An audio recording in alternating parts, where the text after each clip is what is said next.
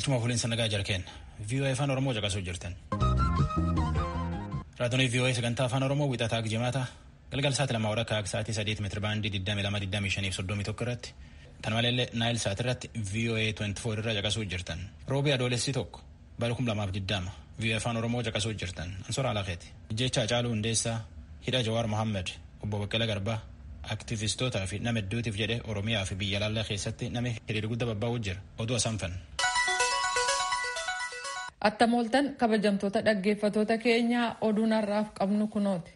Ajjeefamuu wallisaa Oromoo beekamaa Hacaaluu Hundeessaa mormuun hiriira gaggeeffameen yoo xiqqaate namni 52 ajjeefamuu fi hedduun madaa'u Koomishinarri Poolisii Oromiyaa Araarsaa Mardaasaa ibsanii jiru.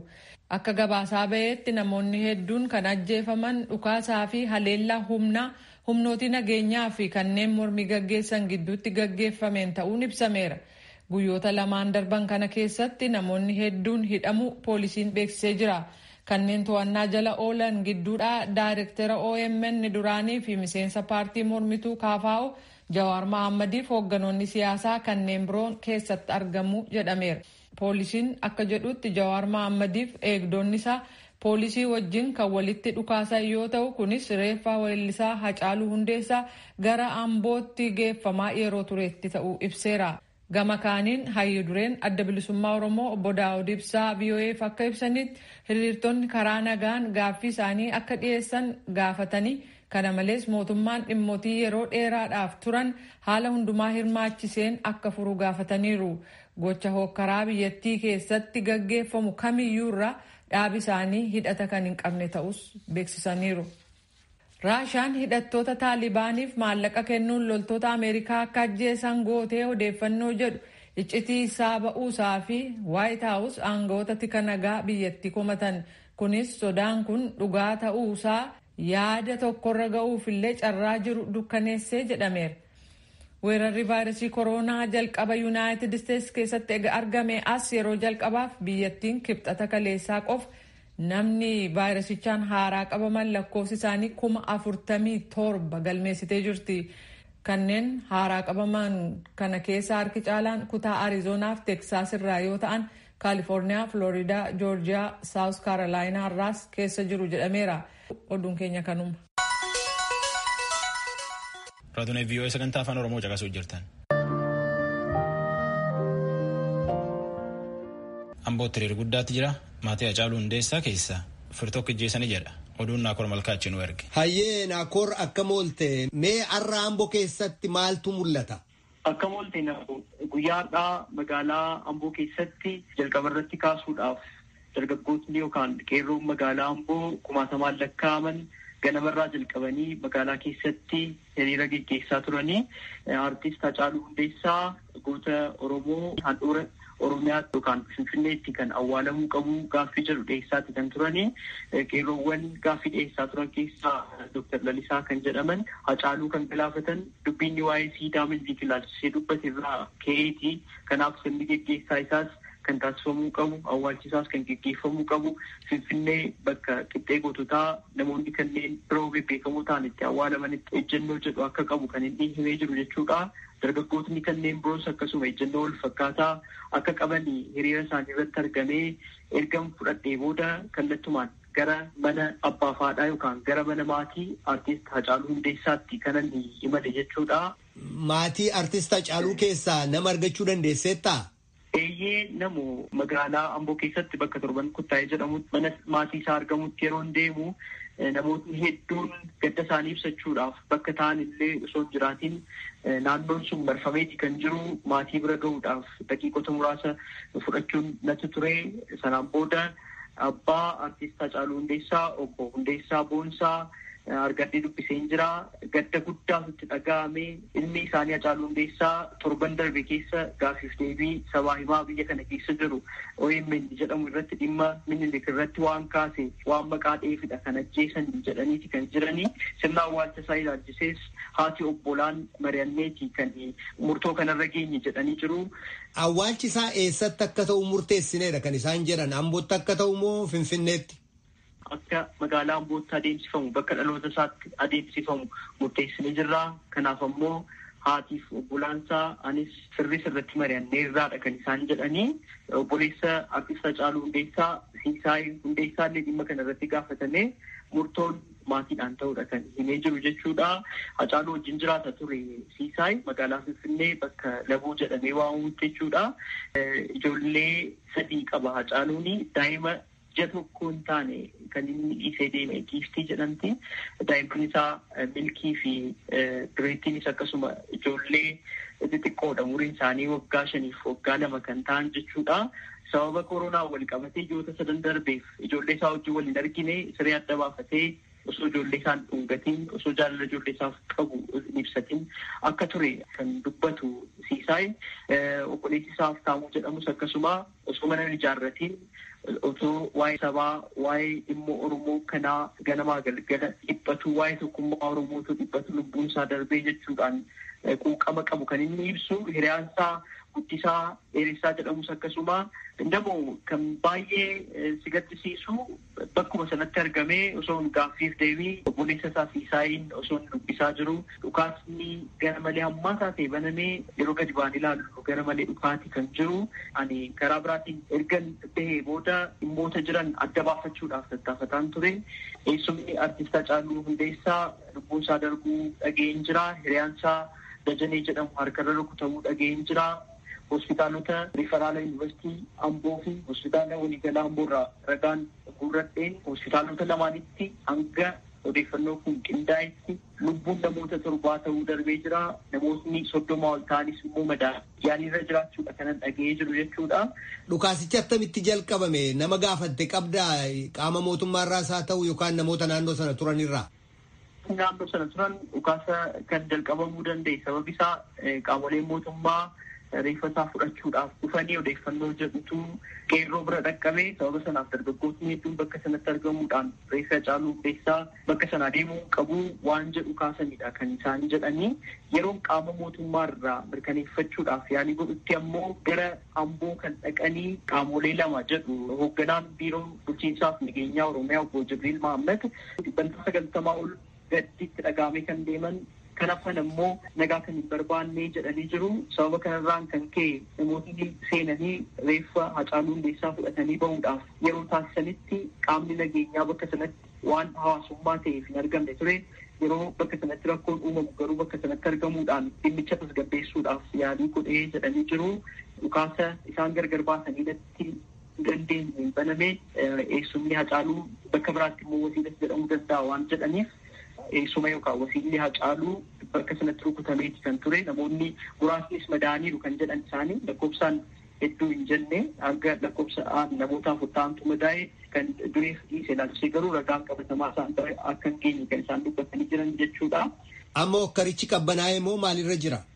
Yeroo ammaa kana bakka sana hin jiru bilbilee akka qulqulleeffachuudha yaalitti garuu mootummaan humnoota dabalataas bakka sanatti bobbaasuudha kanan dhaga'ee jiru. Dhukaasnis yeroodhaaf dhaabbatee jiraachuudha kanan dhaga'ee jiru. Itti gaafatamtoota bulchiinsa magaalaa Amboo kan nageenyi ilaallatu akkasumas kantiibaatti yeroo garaagaraa irra deddeebiidhaan bilbileefin ture naaf milkoofne. Gabaasaa VOA waa'ila keenya Naakoor Malkaa gaaffiif deebii kanaaf guddaa si galatoomsanna. Galatoomi namoo.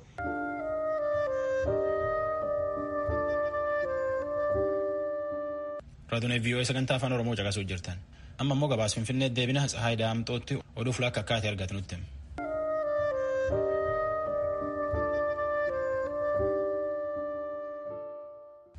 Akkam oolte Tsahaay mee haala Finfinnee keessa jiru naa ibsi maaltu jira?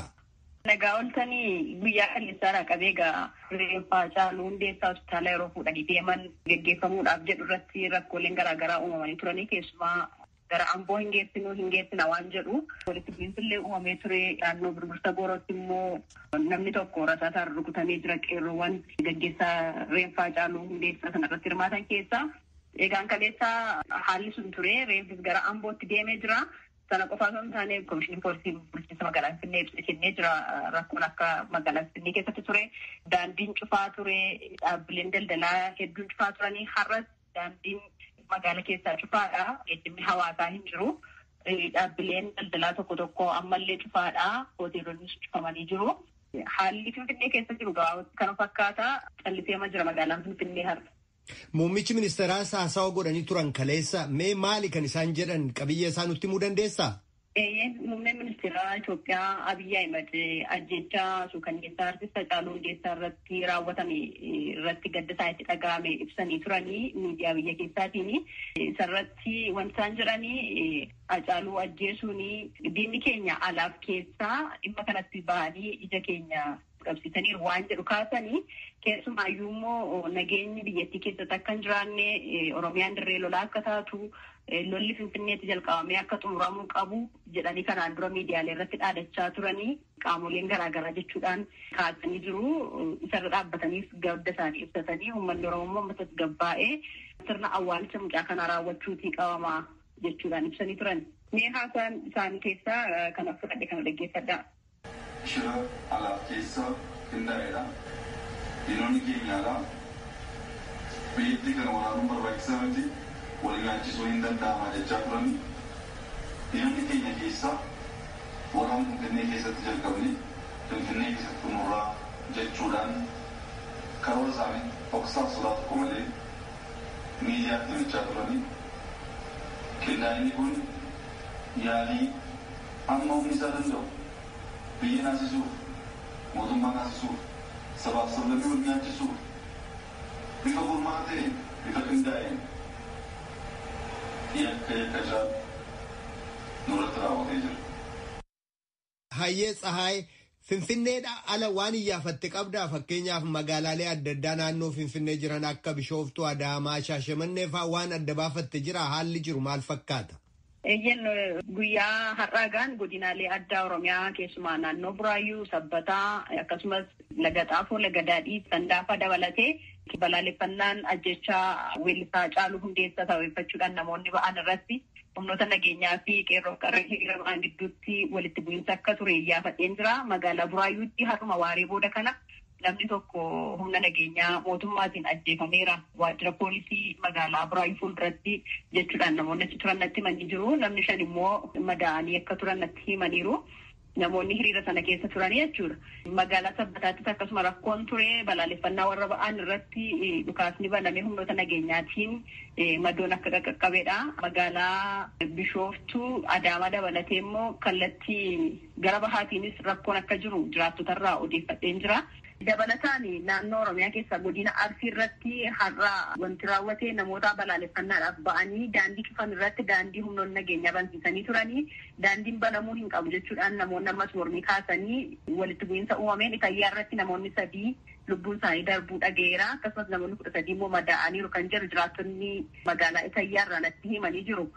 Achumarraan gara Shaashamanneetti yeroo dabarru Shaashamannee keessatti guyyaa kaleessaadhaa qabee rakkoon akka ture kan jiraattonni dubbatanii akka jiraattonni magaalaa Shaashamannee jedhanitti namoonni hedduun madaa'aniiru kaan ammoo du'aniiru kan jedhan kaasaniiru. Daayirektarri meedikaalaa hospitaalaa riiferaalaa magaalaa Shaashamannee illee raadiyoo sagalee Ameerikaatiif akka dubbatanitti namoonni 5 Arsii Nagalleetti ajjeefamanii gara hospitaala riiferaalaa Shaashamannee akka geeffamanii reeffi isaanii achi jiru himaniiru.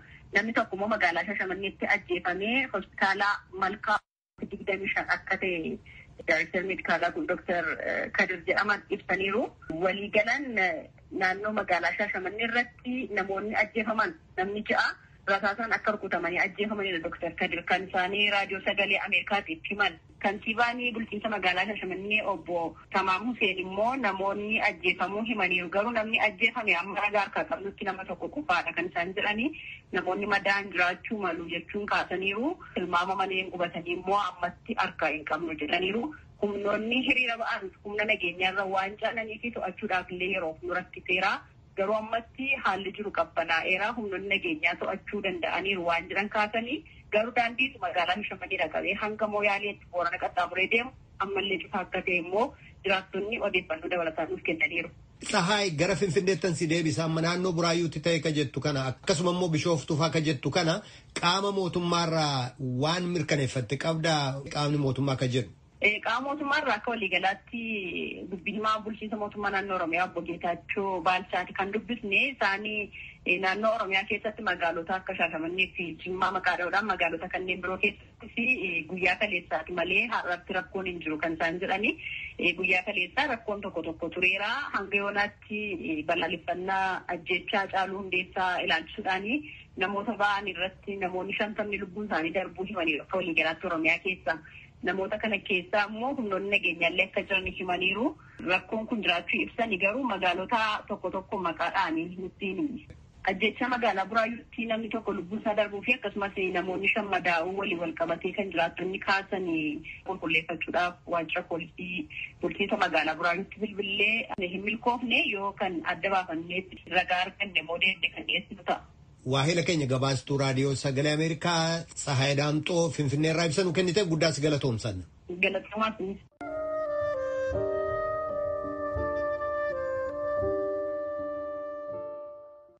Oromiyaan maan keessa oolte.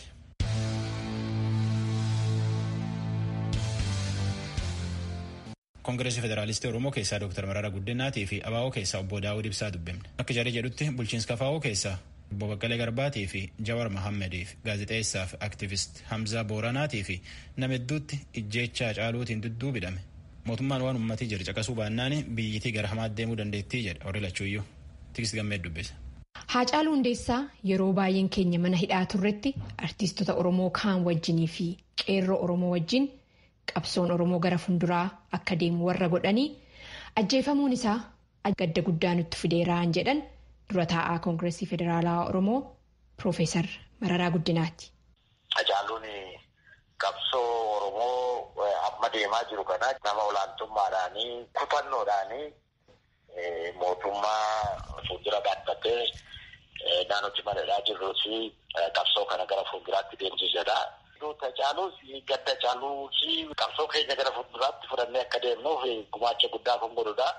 Garuu gadda guddaa nutti dhaga'ame saba keenyas duutisaa garuu jallinamee waan bira darbamuu miti. Hooggantoonni fi miseensonni Koongireesii Federaalaa Oromoo egaa hidhamanii san keessaa tokko obbo Baqqalaa Garbaati. Itti aanaa keessan tokko immoo obbo Jawar Mahammad dhiyeenya kana paartii keessanitti dabalame. Hidhamuu isaanii kanaa fi sababni maal akka ta'e beektanii mana hidhaa kam jiran? Mana hidhaa ammaa fi maakanaa jedhama malee qajeeltutti waan qaban Baqqalee Jawaarii fi Hamzaa Booranaa dubbii reeffaa abbotti awwaalamuu Finfinneetti awwaalamuu gubbaatti maatiin ambotti awwaalamuu nuuf hidhaa reeffannuun jedhe karaa kanannaatti qophoofnee amboo haadha qommoo jennee naa murteessinee Baqqalee faa Jawaar faa akka Finfinneetti awwaalamu malee hin ta'u jedhanii makalaakaan dhufee jeequmsi qabuudhaa fi rakkoo ture jaalalachuu yeroodhaa fi ufuma seeftiinuma isaaniitiif yeroo akkas goone waan jiran kan warri mootummaayyii jara warreedhaan argachuu hin dandeenye maatiinis hin arganne kanarra jirraa jechuu kooti garuu warra mootummaatti kanan dabarsee ammas ifatti dabarsuu barbaadu Jawaar faa hidhamuu itti fufuuni mootummaafis bu'aan qabu biyya kanaafis bu'aan qabu saba keenyaaf bu'aan qabu hunda miidha. Tole egaa isinis ta'ee hooggansi paartilee Oromoo adda addaa an mormituus ta'ee kan mootummaas ta'ee walumaa gala hooggantoonni Oromoo abbootiin gadaa kun wanni jalqabame mariin godhaartan waan amma jiru irratti gama kanaan. Nama warra mootummaa keessa jiru warra naan quunnamtee qabu kaleessa bilbilee isaanis nam tokko lama irraa deebisee naa bilbilee waan karaa ofiirra jiran natti himaniiru. Garuu warra ati jette kaleessaa qabee warra mootummaaf nuunis walitti fidu warra tokko warra jaarsolitti jira warra tokko quunnamuu yaaleen ture waanuma harkaan qaban. Egaa artiist Haacaaluu Hundeessaa gadda ajjeefamuun isaa erga dhagahame qabee uummanni Oromoo gadda guddaa keessa jira. Isin ajjeefamuu artiist Haacaaluu Hundeessaa kuni biyyattii garam deemsisaa jettanii ilaaltan? Karaa siyaasni biyya kanaa akkama jiru kanatti itti fufuun rakkoodha. Tooni Chaayinaa yeroo baay'ee rakkoon akkasii kiraayisiin jedhamu kuni gara waan haaraa uumee darbuu hin danda'a waan jedhan jaaqabanii fi dhaabbileen paartileen Oromoos haa ta'u inni mootummaa keessa jirus warra alaas Sabni keenya sabni ollaa keenyas biyyi kun akka ammatti jirtu kanatti itti fufuun rakkoodha. Profeesar Mararaa egaa Amboo isiniifis qaheedha. Amma immoo reeffi Hacaaluu kaleessa achi geeffamuudhaan himame. Haala Amboo jiru sirriitti wanni beektan ifatti maatisaa oo dubbistanii jiraattan wanni achi jiru qabatamaadhaan maal fakkaata? Rakkoo bal'aa jira. Ammayyuu Finfinneetti deebi'ee haa awwaalamu kan jedhamu fi bakki achumatti haa awwaalamu kan jedhu lola guddaatu jira. Lola sana keessa immoo raayyaan ittisa biyyaa galee walitti bu'iinsiyyuu dhalatee wasiila Hacaaluu qabatee namni afur du'eera kan jedhu amma nagayaa jira. Ammumayyuu Amboo rakkoo guddaa keessa jirti jechuudha. Awwaalcha artiist Hacaaluu Hundeessaatiin wal qabatee waan deema jiru kanaan hooggantoonni fi miseensonni dhaabbata isin dura taa'aadhaan hooggantan Koongireesii Federaalaa Oromoo qabamanii hidhamanii wanna maatiidhaa dhiifamuu qabu moo kun wanna uummanni fi Oromoon waliigalaan murteessuu qabu jettanii yaaddan? Kanarrattoo yaada qabaattan. Dubbiin awwaalchaa anaaf xiqqoo rakkoo qaba. Maaliif namni baay'een kan barbaadu gadda keenya akka ta'utti addunyaatti iddootti agarsiifachuu dandeenyu, iddootti mul'ifachuu dandeenyu. Finfinneenis immoo keenyadha. Nura Oromiyaa gubbaatti awwaalamee boonyee awwaala jedhanii alaa keessaa warri barbaadan jiru. Warri mootummaa immoo maatiin nu gaafateera Ambootti awwaallachuu nu dhageessa. Amma dubbiin maatiis immoo kan rakkisaa jiru. Barbaanne wayii jira. Akka maatiitti isa sabni jedhu kana fudhatanii deemuu waan barbaadan fakkaatu. Mootummaan immoo rakkoon kun akka hin bal'annee gara tokkotti deemuu waan barbaadu fakkaatu.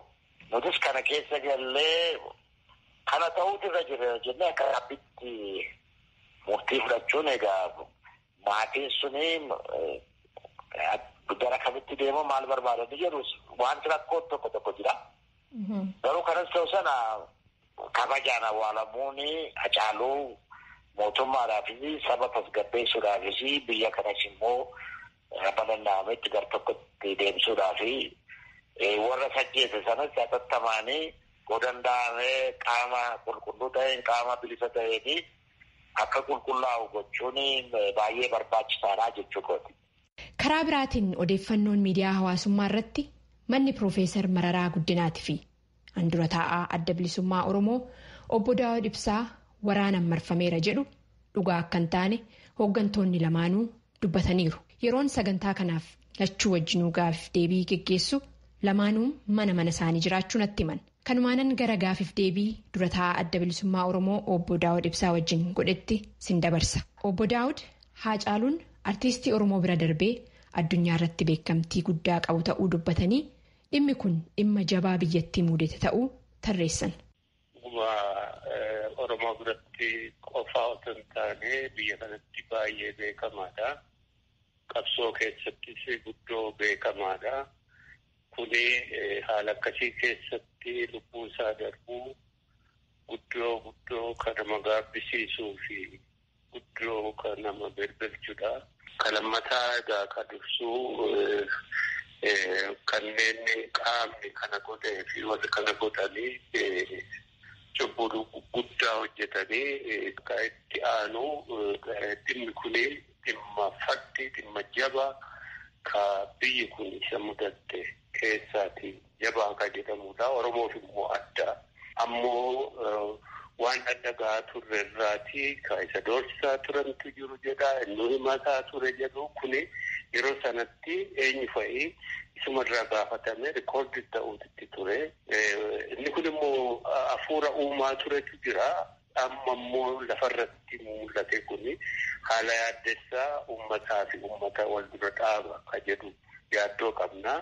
Kanarraa ka'uudhaan amma Finfinnee keessatti namni waan itti dhagahamu ibsachuu qabaa. Ibsachuus gadi ba'ee haa ta'uuti kan immoo harkatti busheessuu fi hiriira biraa Finfinnee kana keessatti qopheeffamee karaa irratti ka qeerroo balaaleffatu ka qeerroo arrabsu kun bahuun gaarii haala gaarii fuuldura keenyatti agarsiisaa hin jiru. Finfinnee keessatti hiriira qeerroo balaaleffatu waan jettan an karoorfamee jiraachuu odeeffannoo qabdammoo wanna amma deemaa jiru hiriiratu jira jechuu keessani. Mana koo fuulduratti na fuuldura darbani qeerroo leebaa jedhani. Hiriira baay'isanii hin balaaleffatu biyya eessaatti maa baatee jiru mirga isaati. Mirga isaa dura dhaabbatee hiriira biraa waan ni godhee kan sana akkasitti waan ni godhu kana argine jechuudha. Kofuun duratti hin darbu. Hiriirri kun hiriira guddaadha moo namootuma naannoo san jiraatan muraasa hoo sirriitti arguu dandeechanii jiraattan? Kan inni ija kootiin argee gara nama 100 ta'u alaabaa Itoophiyaa qabataniiru. Dullaa qabu qeerroo balaaleffataa darbanii. Akkuma argaa jirru odeeffannoon jiru Oromiyaa magaalota adda addaa keessatti walitti bu'iinsa adda addaa jira. Lubbuun nama baay'ee darbaati jira. Mootummaa biyya bulchaa jirurraayis hooggansa paartii mormituurraayis sa'aatii kanatti yeroo dhimmi guddaan kun biyyattii haguugee jiru kanatti maaltu eeggama? Isinoo akka paartii keessanitti maal gochaa jirtan? Nuti waa gochuu hin dandeenyu. Maaliif quunnamtiin nurraa citeera, telefoonni sirnaan hin dalagu, intarneetiin hin jiru, wal keessa deemnee waa gochuu rakkisaadha karaa deemuu. Mootummaan waa hunda harka isaatii qaba. Jalqabuma akkaataatti qabiinsa waan ija keenyaan arginuuf waan arginurraa jechuudha.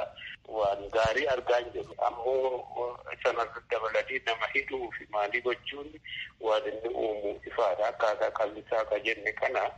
Kanaaf waan bakka bakkatti ta'u kana odeessa ciccitaa arganna akkuma ati jette sana hiriiratu jira bakka hedduu namatu du'aa jira. Kuni gara middeessaa hin beeknudha. Dura taa'aa Koongireesii Federaalaa Oromoo Piroofeesar Mararaa Guddinaatii fi hoogganaa adda bilisummaa Oromoo obbo Daawud Ibsaa galateeffachaatiin sagantaa kiyya xumura ani Tiksiti Gammeeti.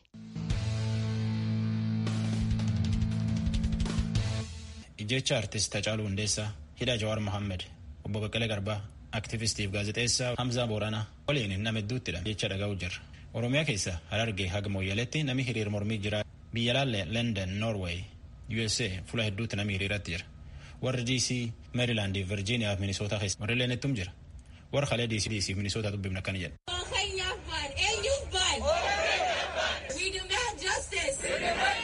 Gannas Gurmeessaa Salganiin jedhama. Ilmi keenya, obboleessi keenya, goonni keenya Hacaaluu Hundeessaa wareegamuu isaatiin Jawaar Mohaammed Baqqalee Garbaa hidhamuu isaanii mormii keenya dhaggeeffachuudhaaf dhufne ijoollee keenyatti kana booda garbummaa akka hin dabarsine jecha tokkoon iyyachaa oolleerra. Wanti guddaan himachaa jirtan maal? Mana qotee bulaa Oromoo gubdee haadha Oromoo ajjeeste saamicha guddaan nurraan dhaqqabsiiste qotee bulaan keenya buqqa'ee ajjechaa nurraa dhaabii miidiyaa keenya ukkaamtu nurraa dhaabii namoota keenya iyyota hidhuu nurraa dhaabii. Olaantummaa kee osoo hin ta'in olaantummaan seeraa nuuf haa kabajamu. Jawaar Mohaammadii fi Baqqalee Garbaa hatattamaan akka nuu hiiktu si gaafannaa.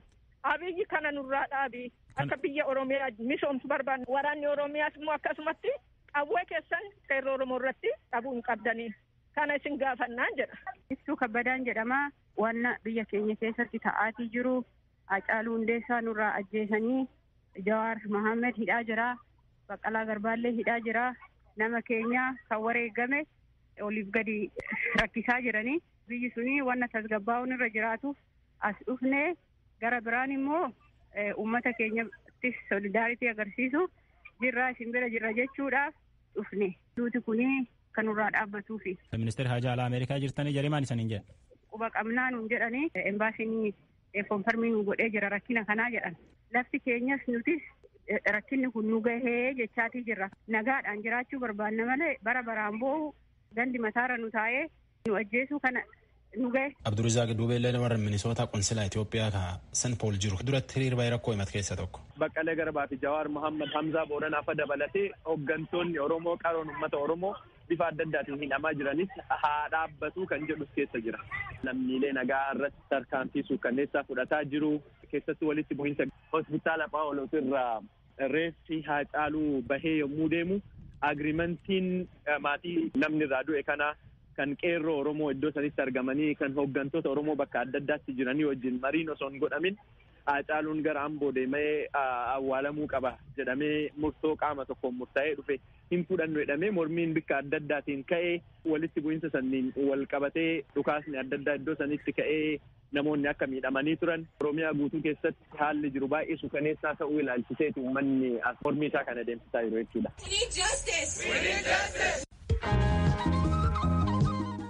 Tarra tanumta boriitii waldachaa nagaya